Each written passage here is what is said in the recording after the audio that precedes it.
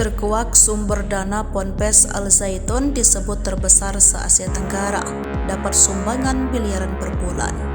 Ponpes Al Zaitun milik Panji Gumilang digeruduk Forum Indramayu menggugat pada Jumat 16 Juni 2023. Demo tersebut sebagai unjuk rasa karena Ponpes Al Zaitun dianggap menyebarkan aliran sesat. Pasalnya Ponpes Al Zaitun dibangun pada 13 Agustus 1996 di atas tanah seluas 1.200 hektar. Menyandang sebagai pondok pesantren terbesar se-Asia Tenggara serta dilengkapi dengan fasilitas lengkap dan mewah. Contohnya seperti masjid yang megah, asrama santri, gedung pembelajaran, layanan kesehatan, dan perpustakaan.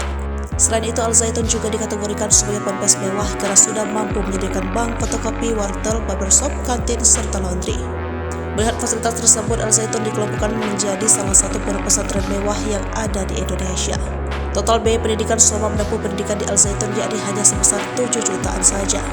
Ponpes ini juga diduga dapat menembus dosa zina dengan uang senilai 2 juta rupiah. Terkait sumber dana dan ponpes terbesar di Asia Tenggara itu diungkapkan oleh beberapa orang. Adapun sumber dana berasal dari sumbangan oleh jemaah NII. Hal tersebut diungkapkan oleh Ken Setiawan yang merupakan pendiri NII dulunya. Dalam sebulan sumbangan yang diperoleh bisa mencapai 14 miliar rupiah. Al Zaitun memulai sistem pembelajaran pada 1 Juli 1999 dan peresmian secara umum pada 27 Agustus oleh B.J. Habibie yang saat itu menjabat sebagai Presiden Republik Indonesia.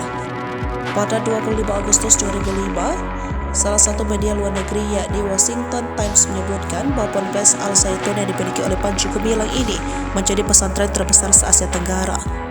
Dikutip dari Wikipedia, di tahun 2011 Al Zaitun memiliki 7.000 santri yang berasal dari berbagai daerah di Indonesia. Bahkan Al Zaitun juga banyak memiliki santri dari luar Indonesia seperti Malaysia, Singapura, Timor Leste, serta Afrika Selatan.